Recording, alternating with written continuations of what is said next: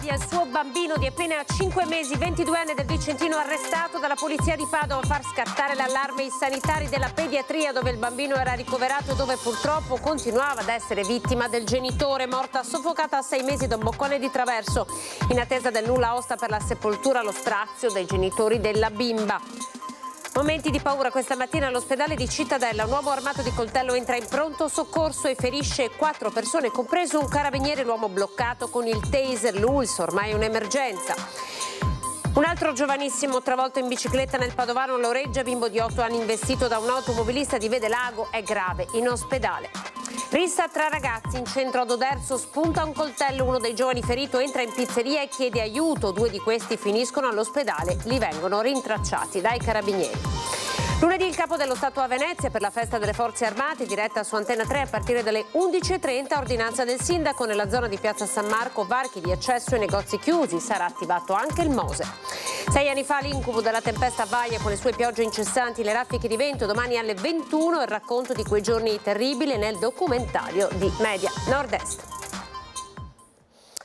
Buonasera, il telegiornale del Veneto, ben ritrovati. Una notizia dell'ultima ora, c'è un incidente mortale, siamo a Resana, nella Marca Trevigiana in via Venezia, un motociclista di 26 anni ha perso la vita, con lui c'era anche una ragazza passeggero, anche lei è in condizioni gravi, ricoverata all'ospedale, pare che la moto sia sbandata cercando di evitare una bicicletta, coinvolto dunque anche un anziano ciclista, anche lui è finito all'ospedale. Il giovane, di cui ancora non sono state rese note l'identità, è morto sul colpo. L'incidente poco fa davvero a Resana, sono ancora in corso i soccorsi.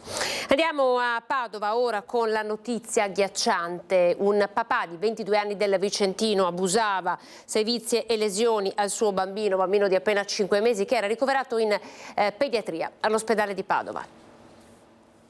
Quello che sta emergendo è una vicenda sconvolgente e anche molto triste. C'è giunta una segnalazione dal reparto pediatrico dell'ospedale di un bimbetto di appena 5 mesi che presentava delle importanti lesioni gravissime. Un quadro drammatico che colpisce tutti, anche gli inquirenti che hanno condotto le indagini che hanno portato all'arresto di un papà di 22 anni accusato di maltrattamenti e sevizie sul suo bambino di appena 5 mesi. Un passo indietro. Qualche giorno fa al pronto soccorso pediatrico arriva una famiglia vicentina con il figlio. Ha problemi respiratori e i medici durante la visita notano delle gravi lesioni al cavo orale. Il bambino viene ricoverato ma il suo quadro clinico non migliora, anzi. Per questo, su input dell'ospedale, la Procura di Padova affida agli agenti della squadra mobile le indagini. Oltre al quadro che si era delineato, un'attività tecnica purtroppo ha disvelato questa amara verità, dove praticamente queste violenze proprio all'interno dell'ospedale a carico di questo bimbetto di appena 5 mesi venivano perpetrate, ripeto, ed erano riconducibili a delle condotte del padre, un 22enne, e quindi è scattato anche l'arresto in flagranza. L'arresto avviene nella giornata di martedì. Giovedì il GIP davanti al quale il giovane, una famiglia normale, rimane in silenzio, lo convalida. Il bambino era stato ricoverato d'urgenza. Esatto, era stato ricoverato d'urgenza in quanto c'era già un quadro che delineava delle lesioni importanti anche a degli organi dello stesso bambino. Nel momento in cui l'uomo restava da solo all'interno dell'ospedale durante le visite, poneva in essere queste condotte violente nei confronti del figlioletto. Estranea infatti la mamma del bambino, una giovane donna di 20 anni. Nella famiglia anche un altro minore. Il neonato è tuttora ricoverato, resta in prognosi riservata, ma le sue condizioni migliorano. Nel frattempo le indagini continuano per capire quando le sevizie fossero iniziate e soprattutto cercare una risposta alla domanda che tutti si stanno ponendo: perché? La bambina partorita nel night di Piove di Sacco, i primi risultati dell'autopsia confermano il referto dei medici del SUE. La bambina è nata viva ma è morta pochi istanti dopo. C'era acqua nei polmoni della bimba partorita e uccisa nel night club di Piove di Sacco. Sono questi i primi risultati che emergono dall'autopsia eseguita dall'Istituto di Medicina Legale dell'Università di Padova. Nata viva e formata, 50 cm di lunghezza e 3,5 kg di peso, la morte della bambina sarebbe avvenuta in pochi istanti dopo che era stata tirata l'acqua dello sciacquone con la testa della piccola nel water. Che la causa del decesso fosse un annegamento, del resto, era già stato ipotizzato dai soccorritori del SUEM 118 che martedì mattina erano stati chiamati intorno alle 5 e al loro arrivo avevano trovato una scena difficile da raccontare con la bambina di fatto già morta. La mamma della bambina, Melissa Russo Machado, 29 anni, dopo l'interrogatorio di garanzia di giovedì durante il quale si è avvalsa della facoltà di non rispondere, è adesso agli arresti domiciliari nella casa dei genitori a Cassano delle Murge in provincia di Bari, accusata di omicidio volontario aggravato. I primi risultati dell'autopsia escluderebbero il coinvolgimento di terzi nella morte della bambina, ma il medico ha 60 giorni di tempo per consegnare il fascicolo completo. Nel frattempo il serale è stato posto sotto sequestro con i gestori iscritti nel registro degli indagati con l'accusa di sfruttamento della prostituzione. Un'inchiesta questa nata durante gli accertamenti eseguiti dai carabinieri nelle ore successive all'omicidio. A Vazzola nel Trevigiano la neonata morta soffocata da un boccone di traverso in attesa del nulla osta che consentirà la sepoltura in Senegal della piccola. C'è lo strazio dei genitori della bimba che ci hanno aperto le porte di casa. Ho detto mamma dove ero te? Non lo so cosa hai detto io. Non lo so. Dove sei mia sorella? E così ti tocca il cuore? Perché tu non sai che cosa dici. Mamma Awa e papà Lamine hanno il cuore straziato e non sanno cosa rispondere ai due figli maggiori, 4 e 8 anni, che continuano a chiedere dov'è Rokeia, la piccola di casa, 6 mesi appena, morta soffocata da un boccone di traverso. È un dolore composto, dignitoso quanto straziante quello della famiglia Guisse. I due giovani genitori di origine senegalese ci accolgono nell'appartamento dove vivono a Tezze di Vazzola. Rokeia, 2 occhioni scuri e una cascata di riccioli, era una bimba sana e vispa.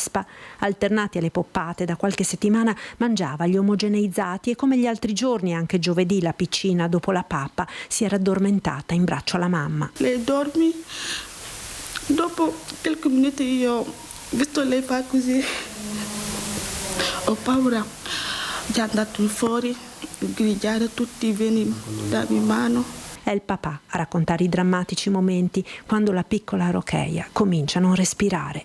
Urlando aiuto, avvisando tutti i vicini del condominio e loro bravissimo hanno chiamato il 118 e anche io sono andato alla farmacia a chiamare la dottoressa, anche lei brava, è arrivato, ha dato mano, intento salvarla, però dopo arriva l'ambulanza e facevano tutto lo che possono loro, tardarono 1 ora qua a rianimarlo e dopo lo portarono all'ospedale e quando lo metterono all'urgenza e 10 minuti dopo mi ha detto la dottora che già non lo possono salvare, è troppo tardi. L'intera comunità di Tezze in queste ore si stringe alla famiglia Guisse, la comunità senegalese ma anche i compaesani fanno visita e portano doni per dimostrare la vicinanza ai 2 giovani genitori straziati dal dolore ma sostenuti da una grande fede. È arrivato Dio, noi siamo musulmani, creiamo lo che arriva sempre, lo che fa Dio. È una cosa che deve arrivare, è dura, dura, una bambina di 6 mesi ti lascia così, però sono cose di Dio e se noi possiamo salvarlo non va, però così sono la vita, non possiamo fare niente. Siamo a Cittadella nel Padovano, momenti di paura questa mattina alle 8 quando è entrato in pronto soccorso un uomo armato di coltello, ferito un medico, un infermiere, colpito alla guancia, anche un carabiniere.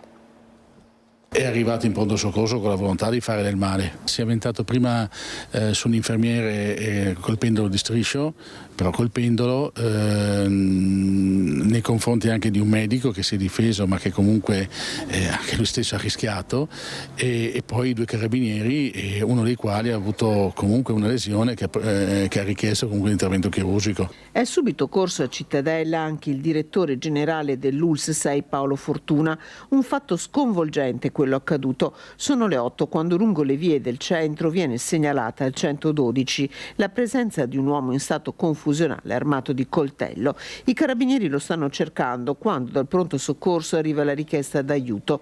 L'uomo, un 34enne, è all'interno del reparto, ha già colpito un infermiere e un medico, colpirà poco dopo anche uno dei 2 carabinieri arrivati per primi. I miei militari hanno fatto il loro dovere, sono intervenuti tempestivamente, la situazione non era facile perché avevamo avuto la segnalazione di questa persona che armata di coltello era entrata all'interno dell'ospedale e aveva aggredito del personale sanitario. I miei militari erano già alla ricerca di questa persona, quindi sono intervenuti tempestivamente e dopo che questa persona purtroppo ha sfiorato, ha coltellato alla spalla un infermiere e ha colpito con un pugno un medico del pronto soccorso, un nostro militare, il nostro brigadiere, per cercare di salvare un'infermiera che stava per essere accoltellata, è rimasto ferito alla guancia e al collo con questo fendente. Il brigadiere, aiutato anche dal personale sanitario che mette in fuga il 34enne, viene subito soccorso. L'uomo a questo punto tenta la fuga, ma all'esterno viene fermato dai carabinieri che lo bloccano con l'uso del taser e lo arrestano. Il militare sta bene, in buone condizioni generali, è stato sottoposto a intervento chirurgico che è terminato e non avrà delle conseguenze. Le indagini sono condotte dai carabinieri che hanno sentito gli operatori sanitari tutti sotto shock. Il 34enne è persona seguita con problemi psichiatrici, un fatto grave accaduto in un luogo di cura. Il pronto soccorso in particolar modo deve essere un luogo laicamente sacro per tutti, va rispettato, cioè queste cose qua non possono capitare all'interno di una struttura dove la gente veramente si prodiga per far guarire persone. C'è la solidarietà per i sanitari e poi i sindacati che chiedono maggiore sicurezza. Solidarietà e sconcerto è un coro unanime quello che si pone a fianco dei sanitari del pronto soccorso di Cittadella e ringrazia i carabinieri per l'intervento, a partire dai sindacati. Esprimiamo tutta la nostra solidarietà al personale infermieristico, medico, che sono riusciti per miracolo a scampare una situazione gravissima di aggressione. E questo ci riporta a quanto i nostri ospedali siano comunque luoghi di cura e di tutela di tutti e purtroppo anche fragili per questo. Chiediamo a tutti di poter essere solidali in questa situazione e avere un pensiero forte rispetto a questo personale che è a disposizione anche in situazioni di criticità. Il presidente del Veneto, Luca Zaia, ringrazia l'Arma dei Carabinieri e ribadisce come non ci possono essere attenuanti per chi aggredisce il personale sanitario. Anche il presidente della provincia, Sergio Giordani, esprime lo sconcerto per quanto accaduto. Solidarietà agli operatori del pronto soccorso, anche dal sottosegretario alla giustizia Andrea Ostellari, che ricorda come il decreto legge approvato il 1° ottobre inasprisca le pene. Dal sindaco di Cittadella, Luca Pierobon, una riflessione. Purtroppo è un fatto che poteva accadere qui all'ospedale come avrebbe potuto accadere in qualsiasi altro luogo affollato. Io rimango della mia idea che purtroppo la legge Basaglia va rivista in maniera importante, perché questa persona è comunque una persona conosciuta che aveva delle problematiche e quindi vuol dire che c'è qualcosa che non funziona. Io ringrazio le forze dell'ordine, ringrazio anche i civili che sono intervenuti per fermare questa persona. C'è un ragionamento in merito all'incidente mortale avvenuto poco fa a Resana, perché il ragazzo deceduto in sella alla sua motocicletta era padovano, come padovana la ragazza che viaggiava con lui, che si trova ricoverata all'ospedale. La moto è andata a collidere contro la bicicletta condotta da un 70enne anziano, anche lui ricoverato in ospedale. Siamo ad Oderzo, nella Marca, rissa tra ragazzi in centro, spunta un coltello. 2 di questi ragazzi finiscono all'ospedale e lì vengono rintracciati dai carabinieri.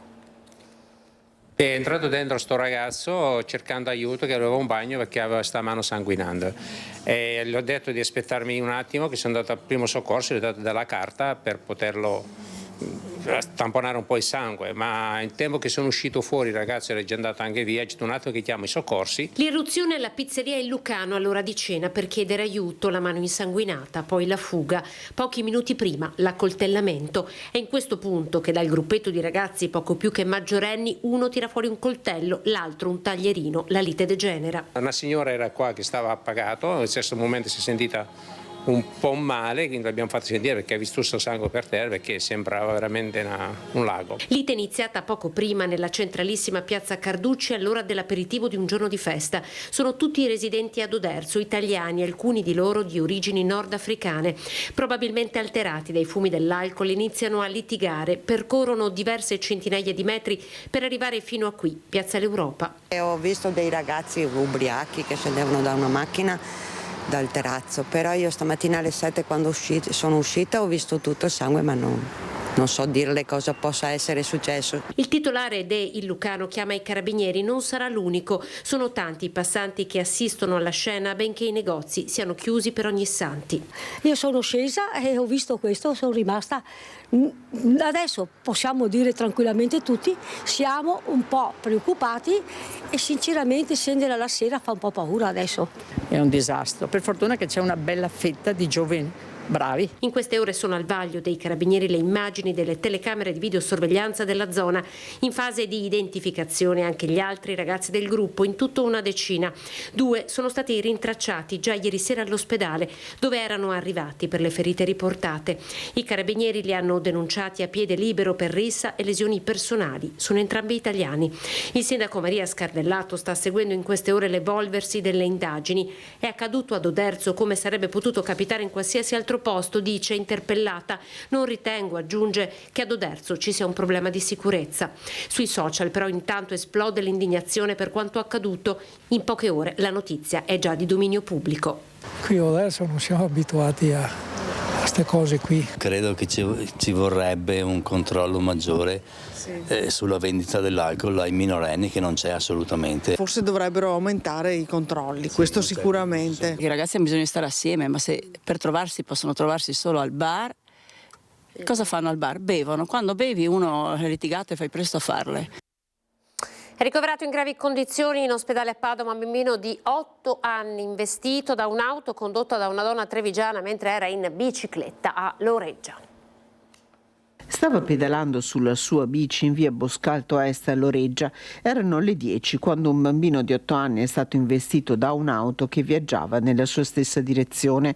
Una svolta improvvisa, racconterà agli agenti della polizia locale la conducente del veicolo, una 47enne di Castelfranco Veneto, che avrebbe tentato un'inutile sterzata per evitare la bicicletta. Subito soccorso, il bambino è stato dapprima ricoverato a Campo San Piero, poi trasportato all'ospedale di Padova, dove si trova ricoverato in prognosi riservata in gravi condizioni. Le indagini sono condotte dagli agenti della polizia locale del Campo San Pierese, che hanno sottoposto la donna agli accertamenti di rito. Il 7° grave incidente che ha visto coinvolti dei giovanissimi nel Padovano in poco più di un mese. Lunedì scorso la morte di Eleonora Chinello, 14 anni, investita in bici mentre andava a scuola a Sant'Angelo di Piove di Sacco. A fine settembre le morti di Alessandro De Marchi, 18 anni, di Mestrino, e Sofia Gambato, 17enne, di Campodarsego. Altri 2 giovanissimi studenti delle scuole medie sono rimasti feriti dopo essere stati investiti a San Martino di Lupari e a Noventa Padovana. Infine la tragedia della piccola Olesia, la 12enne ucraina, investita e uccisa da una motrice di un treno a Padova. A Venezia è tutto pronto lunedì per l'arrivo del capo dello Stato Sergio Mattarella, accompagnato dal ministro della Difesa Guido Crosetto, per celebrare in Laguna la festa delle Forze Armate, la giornata di unità nazionale. Una piazza San Marco blindata accoglierà lunedì mattina l'arrivo in città del Presidente della Repubblica Sergio Mattarella, che quest'anno ha scelto Venezia per celebrare, accompagnato dal Ministro della Difesa Guido Crosetto e dei vertici militari della Difesa, la giornata del 4 novembre, giornata dell'Unità Nazionale e festa delle Forze Armate. Il sindaco Luigi Brugnaro ha emesso un'ordinanza con misure straordinarie a tutela della pubblica sicurezza che scatterà dalle ore 2 di lunedì mattina. I negozi nell'area di San Marco, dove si svolgerà la cerimonia, dovranno restare chiusi e non potranno iniziare l'attività prima delle ore 15. L'ingresso in piazza San Marco sarà permesso solo alle persone accreditate attraverso degli appositi varchi. I pubblici esercizi di piazza e piazzetta San Marco potranno restare aperti solo per il ristoro delle persone accreditate all'evento. Programmata anche un'alzata straordinaria del Mose per evitare ogni rischio di acqua alta. Il maggiore Nicola Odoardo Falconi, comandante del nucleo speciale idroambulanze dell'Ordine di Malta, dà così il benvenuto al presidente Mattarella. Il presidente della Repubblica Italiana, Sergio Mattarella, che è anche il capo delle Forze Armate, ha deciso quest'anno di celebrare la festa principale più importante delle Forze Armate nella città lagunare. È importante perché il 4 novembre ricorda la vittoria della Grande Guerra, una guerra che ha completato l'unità nazionale, una guerra molto significativa. Le celebrazioni avranno inizio alle ore 10:45. L'arrivo del Capo dello Stato è previsto per mezzogiorno. Ci sarà anche l'esibizione delle frecce tricolori. Venezia ha ricevuto l'onore di questa celebrazione, che quindi assume livello nazionale, e di questo dobbiamo essere grati al Capo dello Stato. Il caso della coppia padovana fermata in Argentina dopo aver fatto ricorso alla maternità surrogata. Il legale dei due uomini li descrive come sereni, ma soprattutto non imputati né arrestati. La partita è legale e politica, con il coordinatore regionale di Fratelli d'Italia che tiene la linea del governo. No a pratiche elusive, dice De Carlo. Difficile dire quando potrà rientrare in Italia la coppia padovana fermata in Argentina dopo aver fatto ricorso alla maternità surrogata. Le autorità di Buenos Aires stanno infatti approfondendo la vicenda, che vede coinvolti due uomini assistiti dal legale bellunese Maurizio Paniz, che descrivendoli sereni sottolinea come al momento non siano né arrestati né imputati. I due erano stati fermati all'aeroporto della capitale nei giorni scorsi insieme a una donna argentina e a una neonata, mentre cercavano di imbarcarsi su un volo che con uno scalo intermedio li avrebbe fatti rientrare in Italia. Una partita legale senza dubbio, ma anche politica, con la maternità surrogata diventata reato universale il 16 ottobre scorso con il voto definitivo del Senato. Abbiamo esteso gli effetti di una legge che esiste in Italia dal 2004, cioè quindi da 20 anni, rispetto a questo tema.